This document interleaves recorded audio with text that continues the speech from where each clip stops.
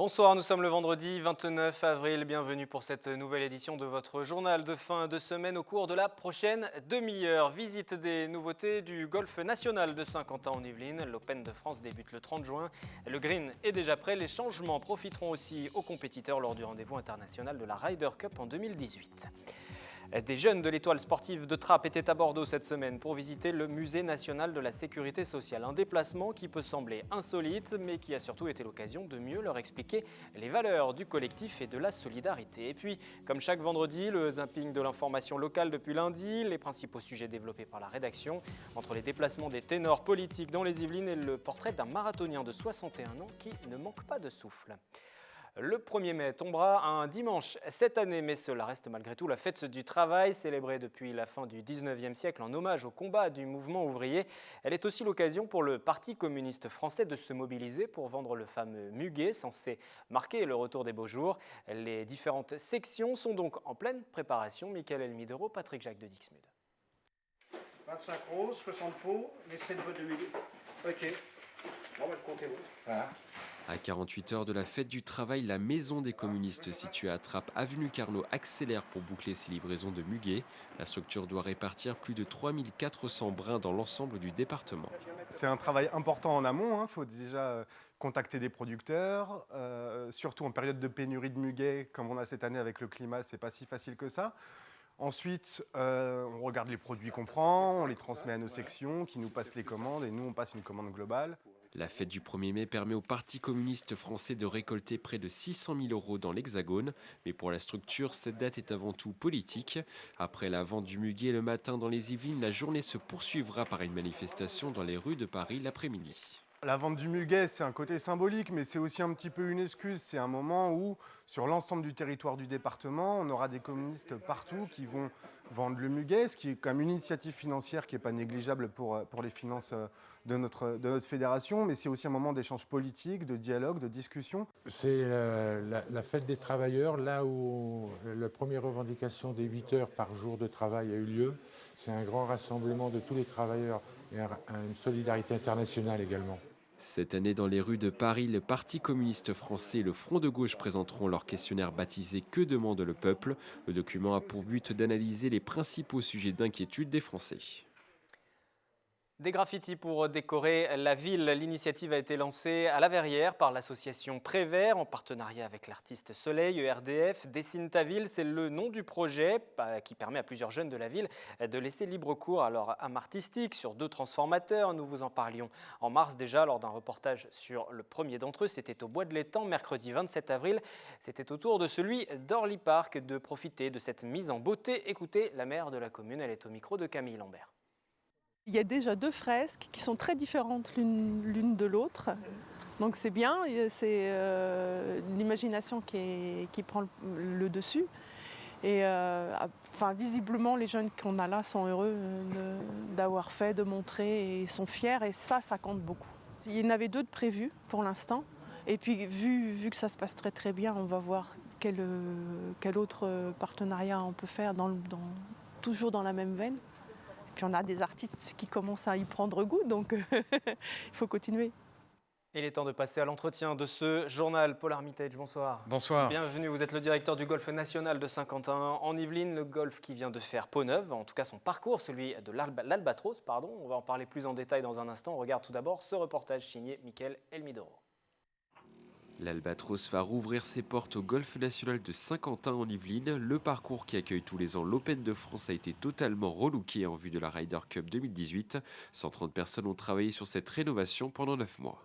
C'était probablement un des plus gros challenges, coordonner toutes ces personnes, toute cette entreprise dans, entre guillemets, un petit espace comme c'est pour essayer d'obtenir la meilleure efficacité.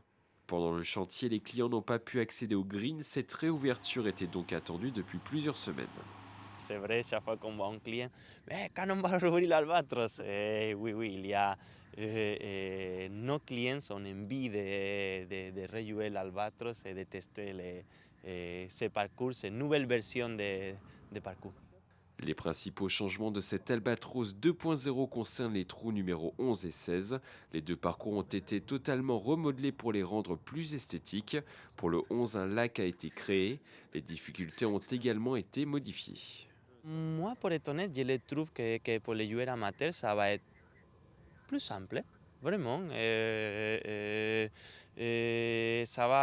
On va s'amuser, ça va être plus amusant. On a fait des approches que ça va être moins compliqué pour les joueurs amateurs.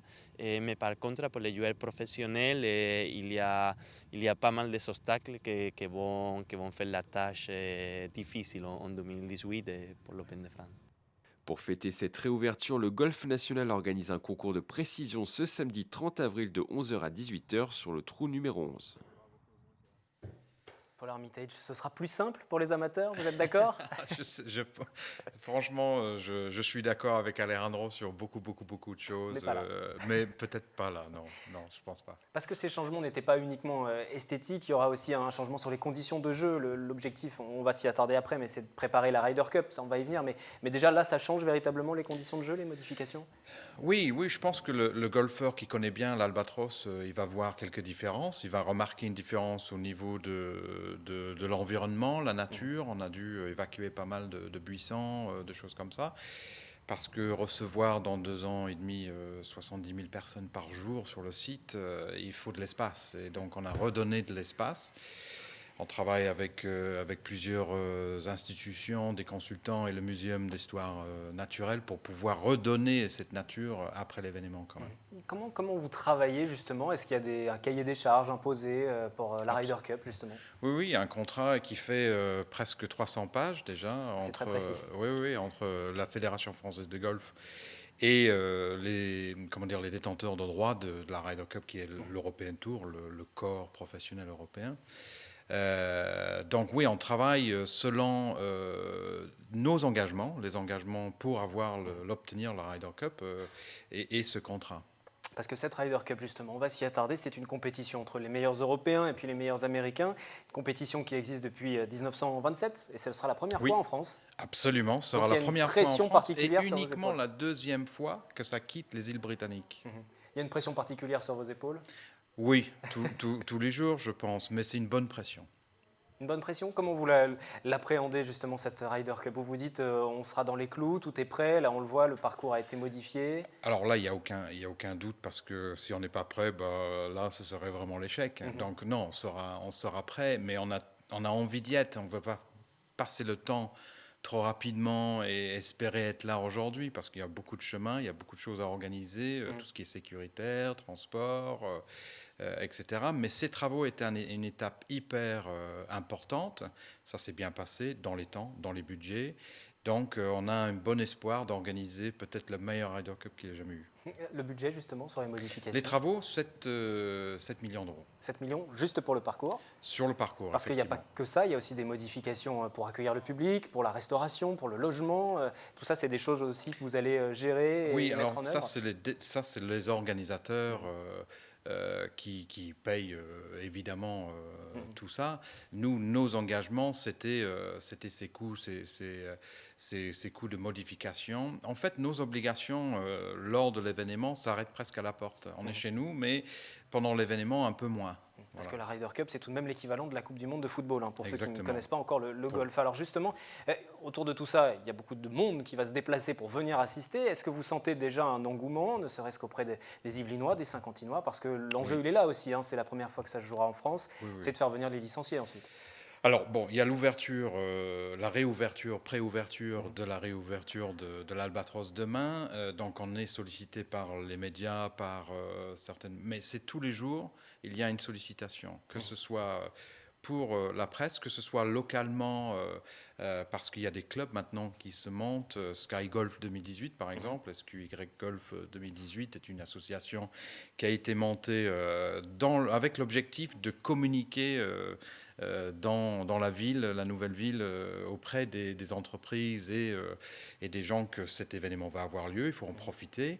Pourquoi il faut en profiter? Parce que pendant presque 6 mois, il va y avoir 300 personnes qui vont travailler sur le montage de l'événement. Ce sera des Britanniques, ce sera des Français, ce sera des entreprises locales, mais ce sont des gens qui vont vouloir aller au restaurant, qui vont vouloir se coiffer, qui vont vouloir consommer dans notre région. Donc il y a des retombées économiques qui vont venir et il faut le faire savoir.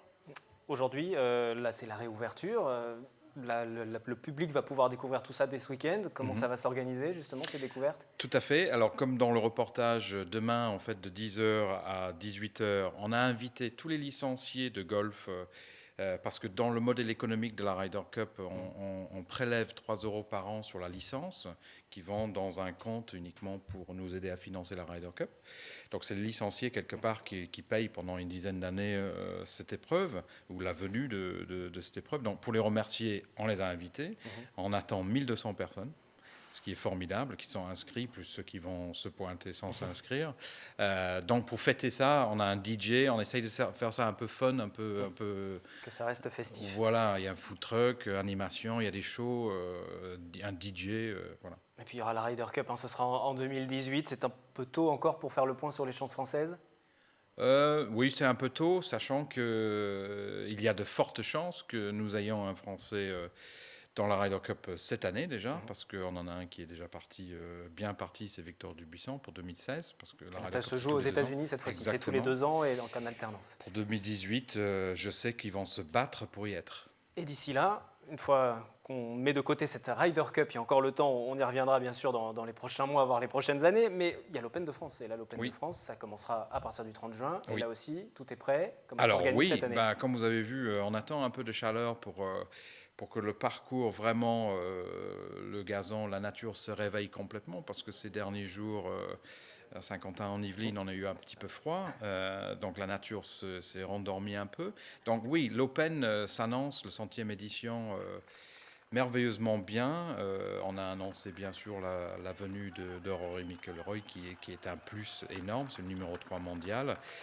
C'est le meilleur européen, c'est le numéro 1 européen qui existe. C'est un Barnum qui va venir avec lui des médias mondiaux qui vont vouloir le suivre. Ça, on n'a pas l'habitude nécessairement d'avoir toute une suivi médiatique comme ça.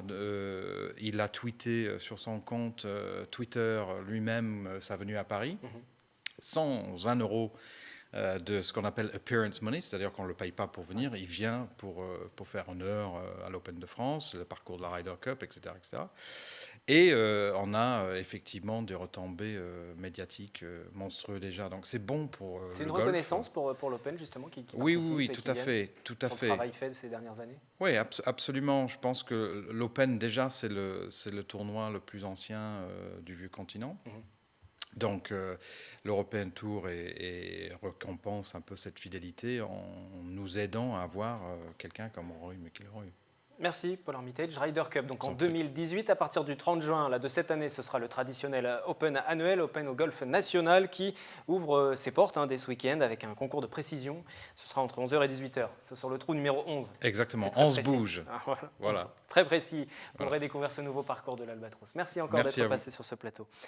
Nous poursuivons ce journal et cette semaine, cette vingtaine de jeunes de l'Étoile sportive de Trappes qui ont décidé de participer à un voyage pour le moins original sous l'initiative de Mustapha Larbaoui, le président du club, également président de l'association Pharma Citoyen. Ce sont des enfants de 9 à 11 ans qui ont fait l'aller-retour dans la journée entre Trappes et Bordeaux pour visiter le musée national de la sécurité sociale. L'objectif, apprendre les valeurs du collectif et la solidarité également. Nous les avons suivis, Camille Lambert. Si la plupart des enfants profitent encore de leur lit en vacances, ces 23 jeunes du club de foot de l'Étoile sportive de Trappes, eux, sont bien matinaux. Mardi 26 avril, ils s'apprêtent à embarquer pour 6 heures de bus, destination le musée national de la sécurité sociale. Le rapport entre la sécu et le football. Il y a un mot simple, ça s'appelle le collectif. 6 heures du matin, départ pour Lormont, à côté de Bordeaux. Un périple initié pour la première fois dans le cadre de l'association Pharma Citoyen, avec pour objectif transmettre aux jeunes les valeurs de la solidarité. Et s'il y a quelque chose qui symbolise bien le collectif national, c'est bien la sécurité sociale, et je voulais qu'on leur rende hommage et que les enfants comprennent ce que c'est qu'un collectif dans le jeu, mais également un collectif au sein de la nation, au sein de la République. Près de 600 km plus tard, arrivés au château des Lauriers en Gironde pour le déjeuner, Résidence de la famille Gradis au XIXe siècle, le bâtiment héberge le Musée national de l'assurance maladie depuis 27 ans et c'est la maîtresse de maison elle-même qui vient accueillir les visiteurs. On m'a dit que vous êtes venus de loin. Oui. Et ce pour vous instruire. J'en suis enchantée. Marins, poilus ou messagers du roi, Marie et Anthony font vivre ces personnages sous les yeux des enfants.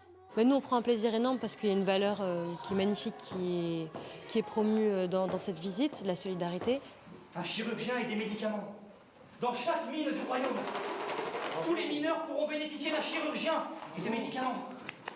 L'édit du roi Henri IV en 1604 qui actait pour la première fois un chirurgien pour les mineurs, ou encore la mise en place d'un régime de protection sociale pour les marins par Aliénor d'Aquitaine, une dizaine de scénettes imaginées depuis 2 ans pour apprendre aux jeunes les étapes importantes de la création de la sécurité sociale en 1945. Il faut pouvoir faire des bonds dans le temps et surtout se remettre dans des ambiances. C'est bien de parler d'une histoire, de se remettre dans un contexte historique, mais on a le matériel, on a des pièces de collection et dans cette pièce en particulier, c'est qu'on a du matériel d'origine qui a été utilisé à partir des années 50, entre les années 50 et 70, dans les centres de paiement de sécurité sociale.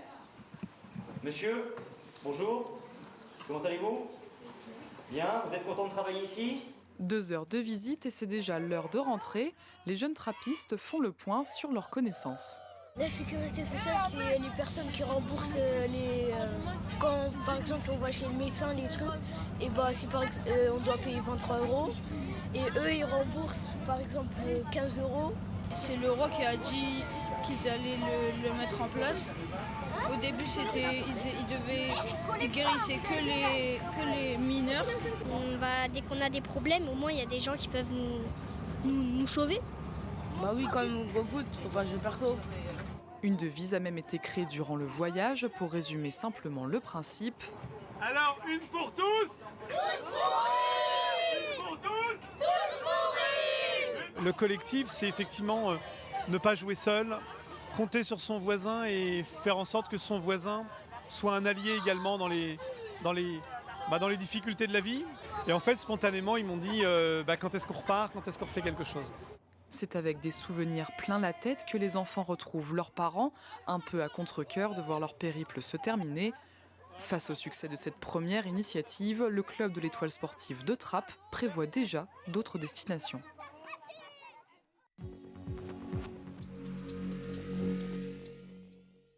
Comme chaque vendredi, nous passons maintenant à l'essentiel de la semaine, le zapping des sujets développés dans ce journal depuis lundi. Formation et innovation, 2 mots-clés de la venue de Gérard Larcher, président du Sénat à Bois d'Arcy lundi 25 avril. Au programme, visite de 2 des 70 entreprises de la zone arcisienne de la Croix-Bonnet. Première étape, la plateforme de services après-vente du groupe Ilti implantée sur le site depuis 2012. C'est un bassin où les chiffres de l'emploi sont plutôt bons et font rêver dans le reste du pays. C'est en même temps, on le voit bien, une période qui n'est pas facile. Débattre autour des grands enjeux économiques de demain, c'était l'objectif de cette réunion publique organisée à l'hôtel de ville de Maurepas. Parmi les thématiques abordées, la formation professionnelle, les nouvelles croissances et le revenu universel. Le vieux modèle social français est usé jusqu'à la corde. Dans moins de 10 ans, on ne pourra plus payer les retraites. Et donc il faut faire quelque chose. Il faut éradiquer la pauvreté, il faut lutter contre le chômage. Un important carambolage impliquant 2 poids lourds et 6 véhicules s'est produit aujourd'hui vers 13h sur l'autoroute A13 à hauteur des Mureaux en direction de Paris. Pour une raison encore inconnue, le poids lourd a traversé le terre-plein central et percuté les 6 véhicules. 2 blessés graves ont été évacués en hélicoptère vers des hôpitaux et 9 personnes sont impliquées et une légèrement blessée. L'association Prévention routière se mobilise contre la mortalité infantile sur les routes. La structure vient de lancer un manifeste en ligne autour du thème « Zéro enfant tué sur les routes ». Cette opération a pour objectif d'enrayer un phénomène qui tue chaque mois 7 enfants en France, un bilan inchangé depuis 10 ans. La première fonction de ce lieu-là va être un lieu d'activité culturelle et un lieu d'activité culturelle aussi pour une raison très simple, parce que là où vous avez du culte, vous avez un local qui est ouvert pratiquement toute la semaine. Donc plus accessible et donc on peut être plus réactif en cas de problème, quand il faut éventuellement faire quelque chose vis-à-vis de nos jeunes. 20 membres du conseil des jeunes de la ville de Koprivnice en République tchèque ont été accueillis par leurs homologues trappistes, deux villes jumelles rassemblées autour du programme Erasmus+. C'est juste que eux c'est des Tchèques et nous on est Français, mais on échange nos projets. J'ai toujours voulu venir en France et voir Paris, alors c'est une très bonne occasion d'être là et de se faire des amis en plus. Il y en a qui parlent anglais, mais la plupart du temps, on essaie plutôt d'utiliser nos mains pour discuter. Jusqu'en 2010, j'étais comme les 7 milliards d'humains qui pensaient que le marathon, c'est pas pour eux, c'est pour des gens exceptionnels. J'ai eu la chance d'avoir été affecté à Chicago comme consul général adjoint de France. Et le marathon de Chicago est extrêmement populaire.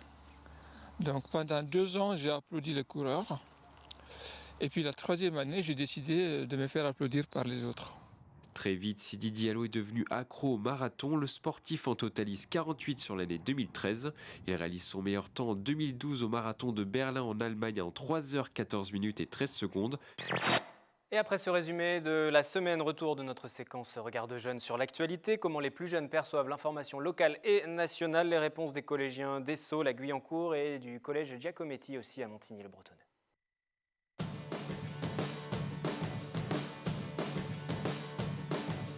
Il y a un robot qui a été dans une salle de classe, qui a aidé les élèves. Il y a un robot qui a battu un humain aux échecs. C'est l'intelligence des hommes qui est dans un robot. Soit c'est amélioré, soit c'est pour remplacer les hommes. Les robots, ce sont que des machines et c'est pas eux qui sont nés avec un cerveau. Non, enfin c'est nous qui les avons créés. Là, l'intelligence artificielle, elle a beaucoup évolué. Et le jour où elle dépassera l'homme, on ne sait pas ce qui peut arriver, quoi. Si un jour elle est dotée de conscience, ça risque d'être chaud pour nous. Ce qu'il y a dans le robot, on l'a fabriqué et pas dans notre corps. Le robot, logiquement, quelqu'un a mis quelque chose dans ce cerveau et logiquement, l'homme agit, mais c'est normal. Avoir un robot chez moi, ça m'aiderait. Je lui ferais ranger ma chambre. Je suis ni contre, ni pour. En fait. Parce qu'il y a des choses que ça peut être bien. Ça peut aider les personnes soit les handicapés ou les retraités, comme ça. Du coup, ça peut être bien. Si on fait des organes qui sont artificiels, ça, c'est pas mal. Et il y a beaucoup de débats aussi sur ce genre de choses et je suis plutôt partagée. Ça peut être bien comme ça peut être mal parce qu'on ne sait jamais de la façon dont un robot est créé. Par exemple, ça peut faire des catastrophes. Imaginons que les djihadistes, ils prennent des robots pour les aider à nous attaquer, ce serait pas très bien pour nous, quoi. S'ils font des robots pour tout, après, les humains, ils ne serviront pas à grand-chose. En Chine, il y a des robots qui sont serveurs, ça prend les places des gens. Et ça fait perdre des emplois. Et du coup, ça peut peut-être être pratique pour l'employeur vu qu'il paye moins. Mais pour les salariés... Il y a un robot qui s'appelle Tega. Et grâce à des capteurs, il voit les émotions sur le visage de l'enfant. Et il fait la même chose pour les aider à progresser. J'aimerais pas avoir un robot maîtresse. Je préfère des humains. Je préfère avoir une vraie personne parce que je pense que ça comprend plus quand on a des difficultés et ça peut plus nous aider qu'un robot.